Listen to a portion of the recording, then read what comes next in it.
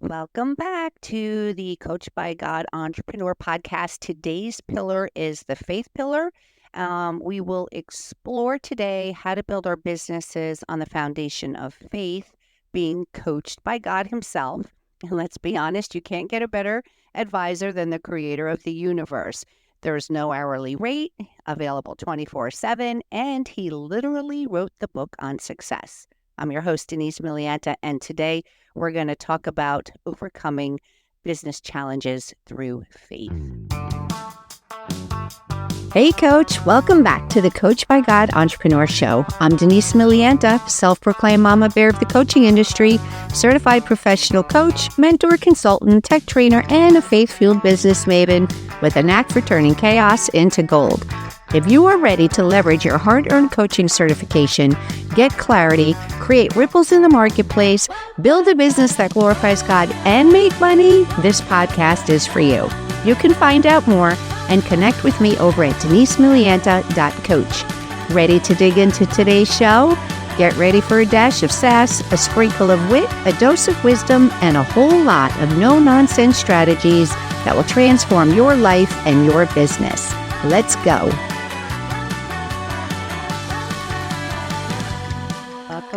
Welcome back. Okay, every business owner faces obstacles, market uncertainties, difficult decisions, unexpected setbacks, you name it. We've all probably lost sleep over it. But as Christian entrepreneurs, we have a unique perspective on facing these challenges. While others might be stress eating their way through problems, we're viewing them through the lens of faith, though let's be real, sometimes we do both.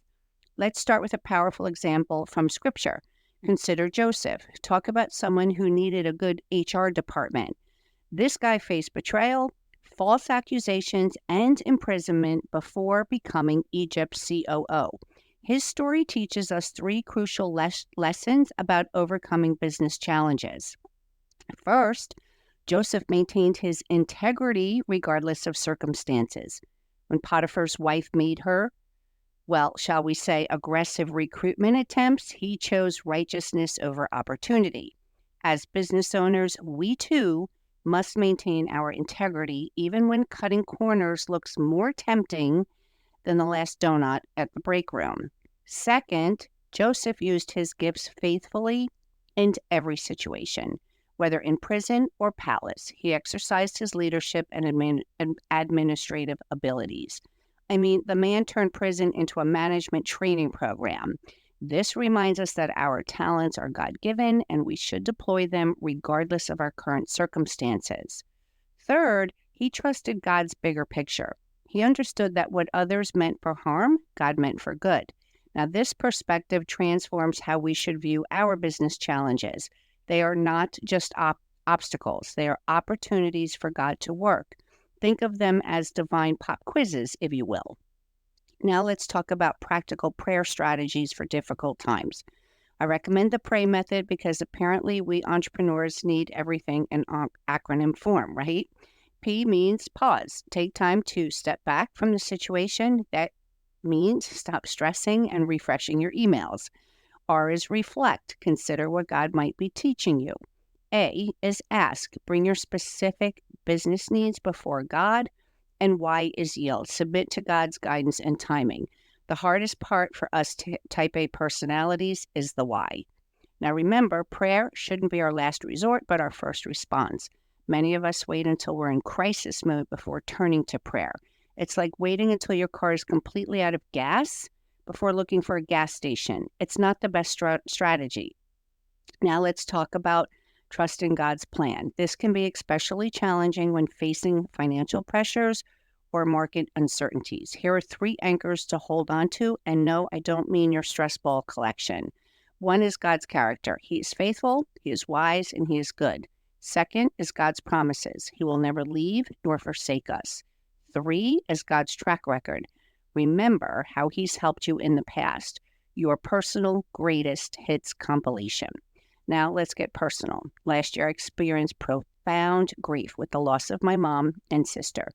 During this time, I had to continue serving my clients while processing this deep personal loss. Instead of trying to be a super entrepreneur, I learned to pause and pray before each client session. I've typically always done that in the past, but I kind of had to go a little deeper during this time. I had to ask God to lift the fog of grief and provide clarity for the work ahead. What I discovered was extraordinary. Not only did God faithfully show up, but those prayer moments became anchors in my day. They transformed what could have been overwhelming client sessions into sacred spaces where God's strength was made perfect in my weakness. This experience taught me that our challenges, whether personal or professional, aren't obstacles to our business success, but opportunities to experience God's faithfulness in new ways. Sometimes our greatest business testimony isn't about financial victories, but about how God carries us through our darkest valleys while still enabling us to serve others effectively. So this brings us to today's one thing challenge, because who doesn't love a good challenge? So here it is. Create a God's faithfulness journal for your business. Every day this week, write down one challenge you're facing, one prayer you're offering, and one way you've seen God's faithfulness. Think of it as your spiritual business diary minus all the angst. Now, before we wrap up, let me leave you with this thought.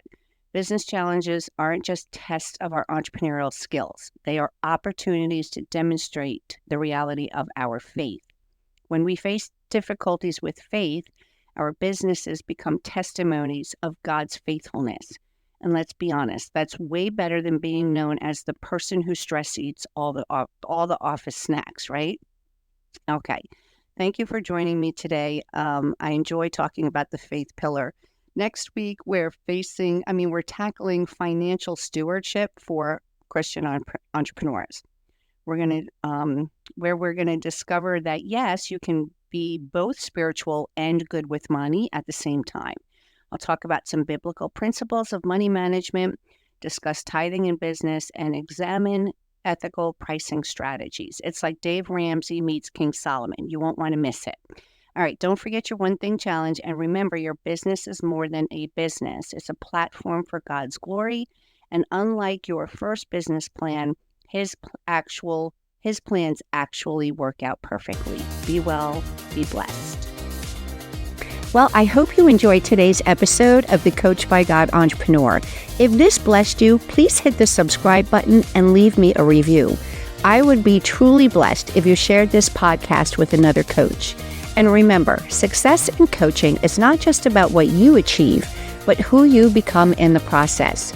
Tune in for more insights and actionable strategies in my upcoming episodes. Stay connected, stay inspired, and let God lead the way to your coaching greatness.